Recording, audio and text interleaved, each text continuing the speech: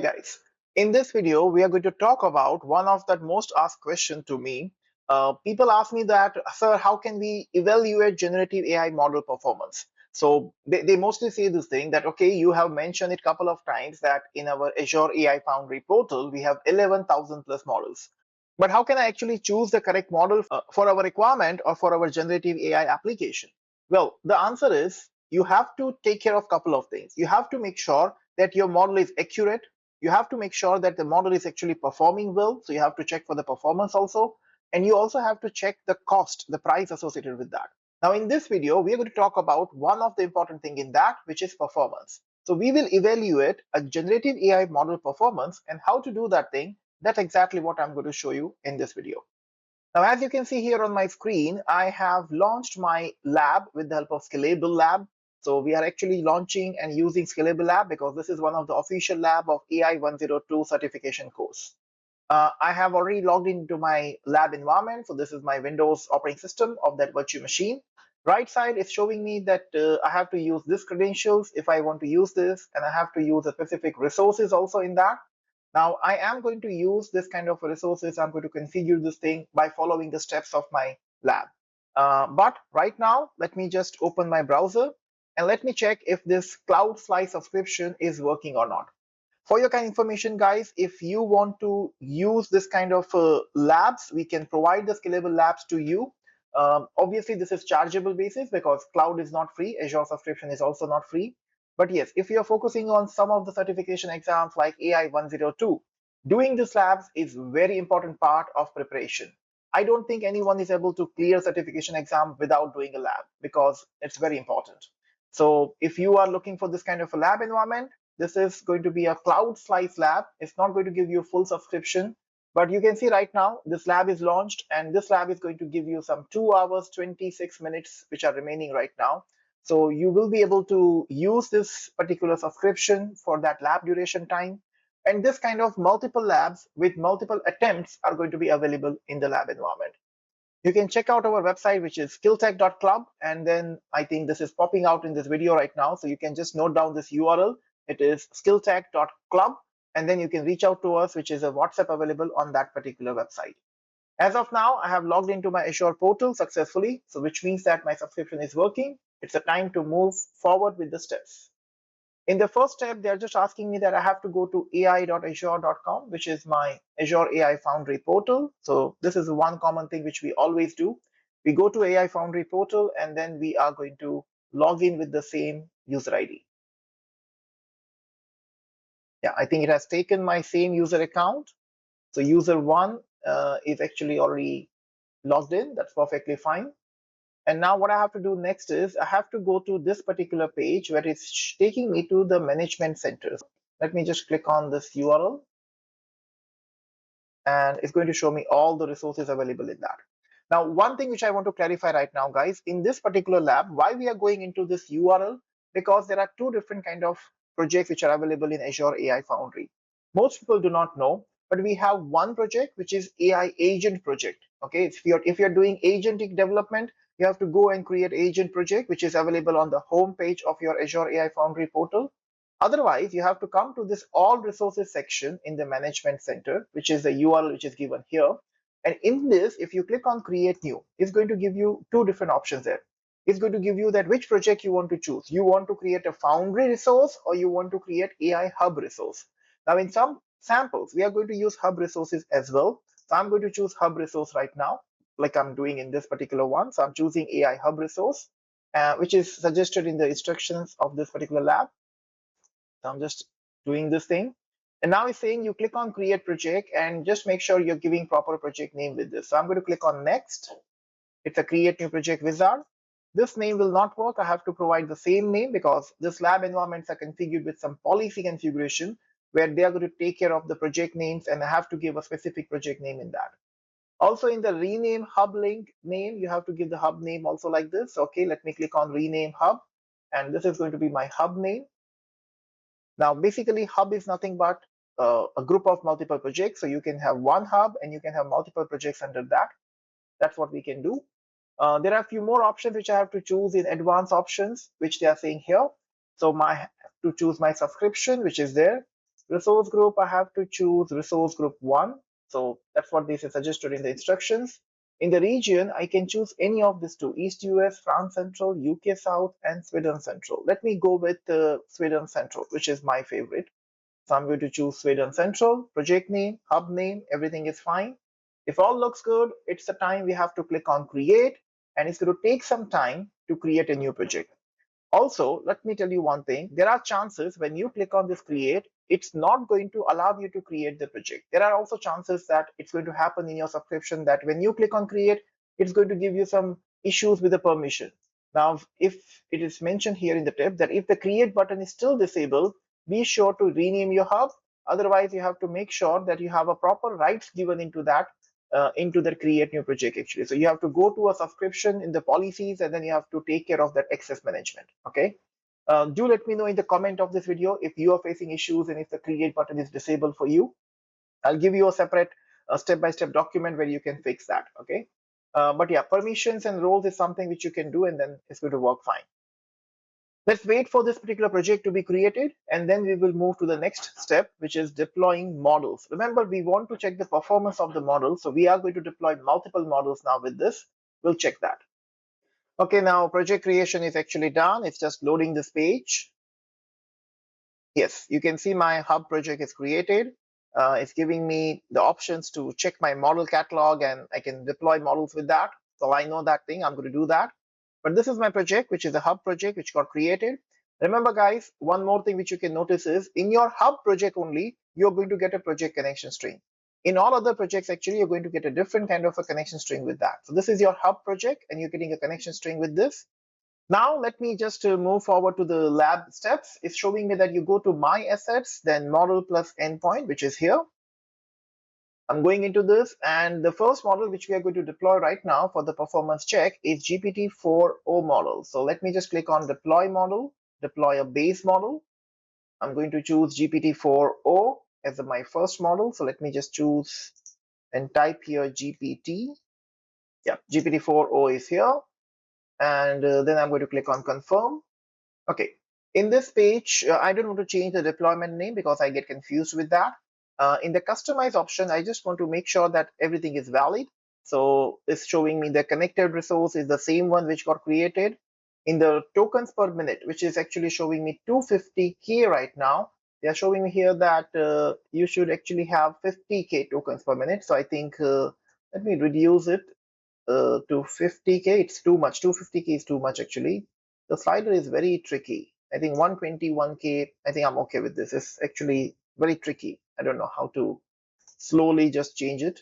Yeah, I think I can use my arrow key, which is good. So I can just go to 50K with my arrow key because the slider is actually too small. So I'm just going to 50K. 50K is fine. Or let's go with 80K. It's fine. Little bit more. Okay, so I'm just going with 80K. So the maximum available in your subscription tokens per minute, which is there. Connected AI resource is what which is selected here. Model version is also fine. Everything else is fine. So I think this all looks good. I'm just going to click on deploy, and GPT-4o model will be deployed in that particular project. Now, once this is there, it's also showing me one note here, which I want to highlight, that reducing the TPM will help you avoid overusing of the quota which is available in your subscription. So whenever you are using a lab environment, it is fine, you can keep it higher. But whenever you're using your own subscription, it is advisable you keep the rate limit to minimum what you need. Okay, so that's something which you have to keep in mind. Deployment is completed, and now after this I want to repeat the same step for GPT-4o mini. I hope you know GPT-4o mini is a newer model compared to 4o, and they're saying you do that also with this. So I'm going to deploy that one as well. So I'll go to model plus endpoint once again. I'll deploy a base model once again, and this time I'm going to choose GPT-4o mini. So let me again type GPT. And if I do this, I have GPT-4o mini. It's here. I'm going to select this. This is also a chat completion model, and I'm going to confirm this. This time also, I think name is fine. Everything else is fine. Just a TPM is what I have to change. So I'll change the TPM to, let's say, same way 80K. Okay, TPM ATK, perfect, deploy. Okay, this is also deployed successfully. A legacy model version, GPT-4o mini, which will be retired on 14/9/2050. Okay, that is fine because GPT-5o is actually coming next month. So some of the models will get retired. That is okay. We are okay with this kind of a configurational information message. We're okay with that. Now, if I go to model plus endpoints, I think I should have two different models. GPT-4o is there. GPT-4o mini is also there. Both are there, which is perfectly fine. Now let's manually evaluate this model. And if I want to do this thing, I'm going to open my new browser tab. And in this browser tab, I'm going to put this URL. This is a URL of one of the JSON file actually. So there's a JSON-L file, which I'm going to use here. So you can see this is my JSON-L file, which has a lot of data inside that. You can just pause the video right now and you can take this particular URL. So this is actually the URL of this thing. So it's coming from Microsoft Learning only, from MS Learn AI Studio, with this reference heads and all. So just make sure you're able to get this particular file, or if possible, I'll just do one thing. I'll put this thing somewhere in the description of this video as well. But this can be any data which you can use for the checking. Okay. Now this is my data, and this is available here. They are showing me that you just save this in the local folder as travel evolution data.jsonl. So let me just do this. I'm going to do Control S, and in my downloads, I'm just going to save this thing with JSON-L extension. Remember, I do not want TXT. I want JSON-L, so I'm just going to make sure that I'm going to put double quotes with the extension, and I'll choose all files, and I'm just going to click on save. The file is going to be saved with JSON-L. This is here. If I click on the folder, you can notice this from the icon of the file that this is not text file now. This is a JSON-L file, which is available here. Cool. So this step is done. Now let me go back to my Azure AI Foundry portal, and inside this, I'm going to focus on protect and govern. So let me just go to this section, which is protect and govern section. And inside this, we have evaluations. So let me click on evaluations. Now inside this, we have so many evaluations options available for performance. So you can see that we have automated evaluations, we have AI red teaming, which is available, we have manual evaluations, and we also have evaluators available in the library. So if I click on this, there are so many evaluators which are available. In my case, I'm going to use a manual evaluation. So I'm going to click on manual evaluation, click on the plus new manual evaluation. In the configuration selection in the model list, select the GPT-4o model deployment. So this is a configuration model which is selected here, GPT-4o first, and then change the system message to this following. So let me just change the system message. I do not want this default one. I want this one, that which is saying that you assist a user with travel related inquiries. And when user is going to ask for this kind of inquiries, it's going to also offer tips, advice, and recommendations as the knowledgeable travel agent. That's the information which I want. So I'm providing this thing. And then in the manual evaluation result, select import test data. So you can see this is the link, import test data. I'm going to click on the upload file, and I'll upload the file from the download section, and I'm going to upload the JSON-L file. So this is basically my file which I'm uploading here in that particular one. I'm going to click on next, and you can see it's showing me questions and it's showing me expected responses. So these are the questions, these are the expected responses. This is all coming from that JSON-L file. You can provide your kind of data set also if you want, but this is what which is coming from this. Review the questions and expected answers in the test file. You'll use the evaluate response that model is generated. So I think this is fine. I'm okay with this. Then in the input, I'm going to choose question, and in the expected response, I'm going to choose expected response. These two are provided through that file, which is perfectly fine. Now I'm going to click on add. If this is done, you can see that we have input, we have expected response, and we have the output, which is going to be running to see the model. It's showing me right now that select the run from the top bar to generate output for all the questions added in this input right now. After a few minutes, the response from the models should be shown in the new output column like this. So it's showing you the screenshot here.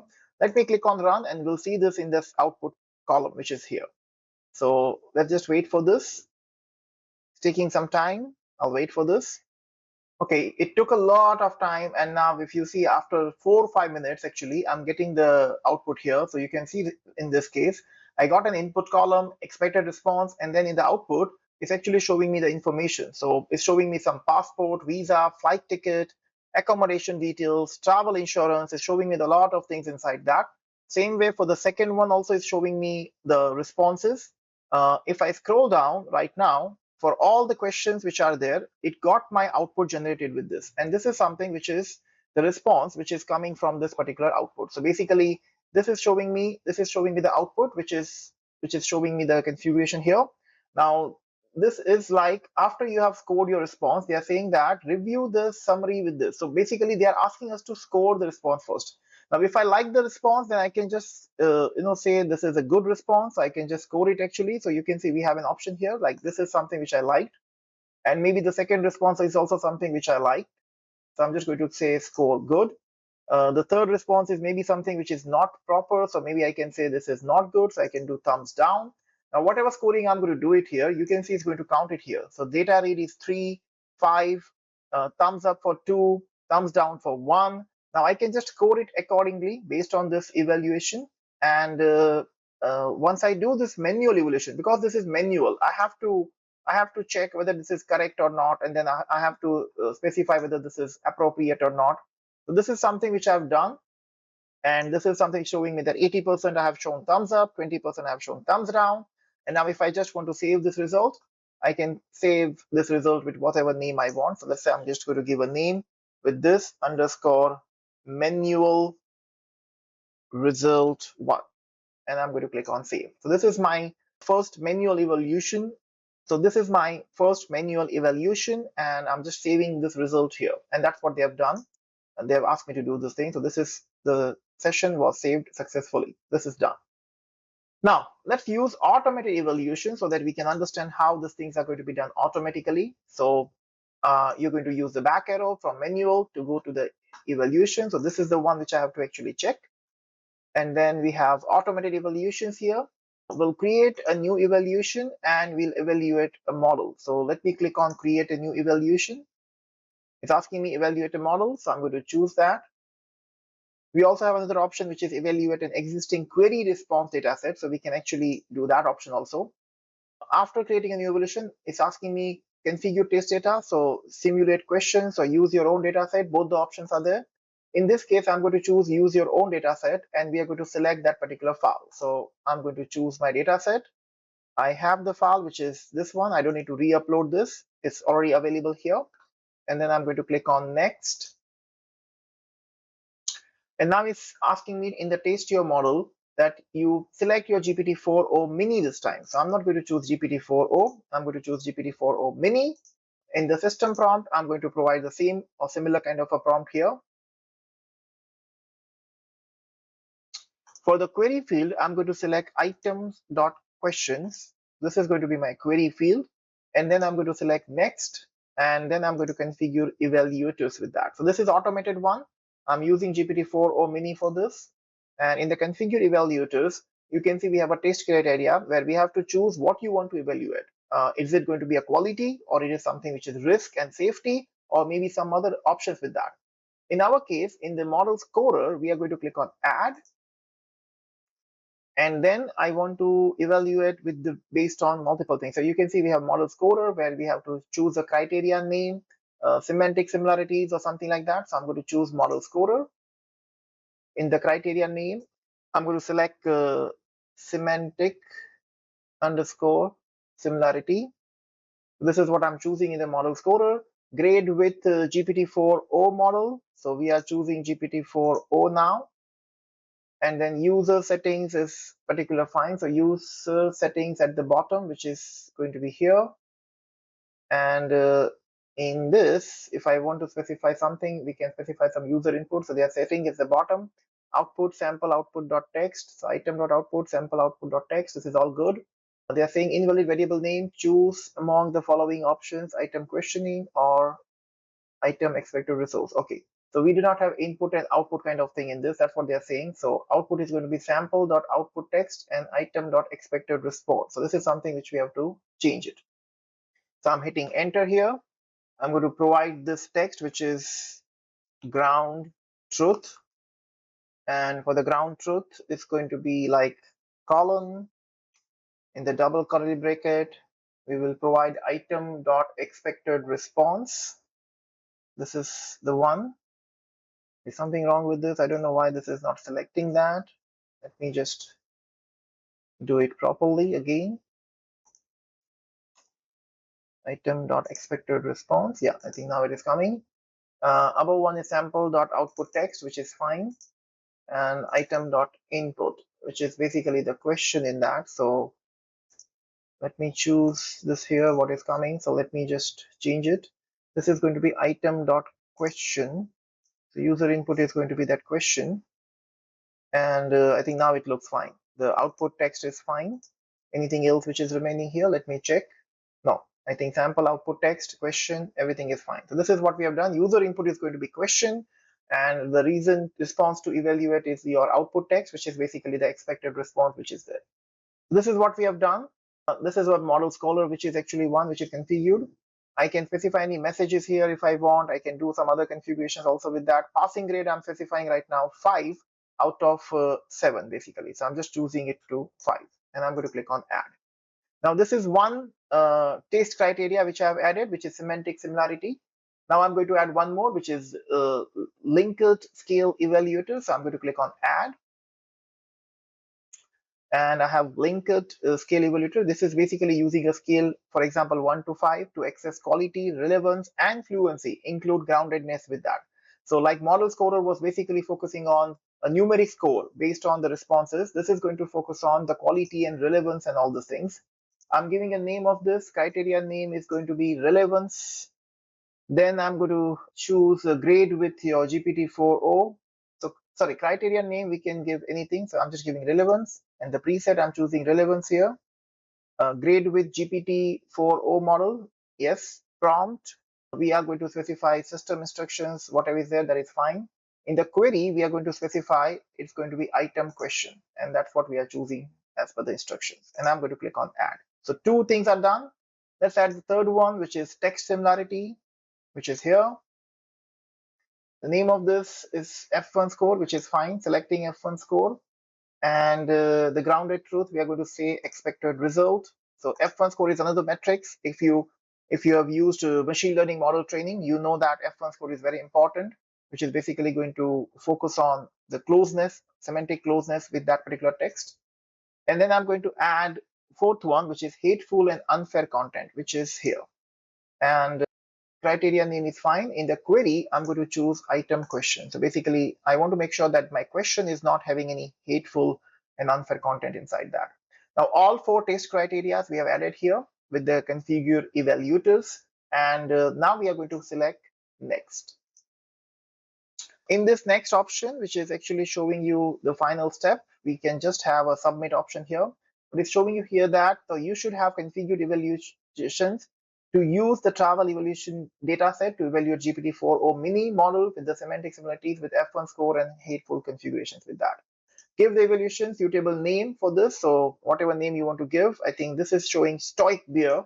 I'm just going to give a name here that this is my auto evaluation. And this is the final step. So I'm going to click on submit. Yes, now it's going to be submitted, and it's going to take some time. So it's right now showing me status is queued. I have to wait for this to complete. It's going to evaluate my GPT-4o mini model with GPT-4o. So let's see which one is actually better based on this evaluation metrics and other configurations which we have done. Let's wait for this because this is going to take some time. So I'm just going to pause my video right now. Once this is done, I'll show you the result. Okay, now you can see right now that this evaluation details are visible and the status is showing me completed. So it took almost 3 minutes, 21 seconds right now. And because it's done now, I can just check this. So it's showing me AI quality, it's showing me risk and safety, and it's also showing me AI quality with natural language processing. So that's what they are showing me here. It's 100% pass. So it's showing me this is a run, this is the ID of that. And this is an evaluation result which is available in this.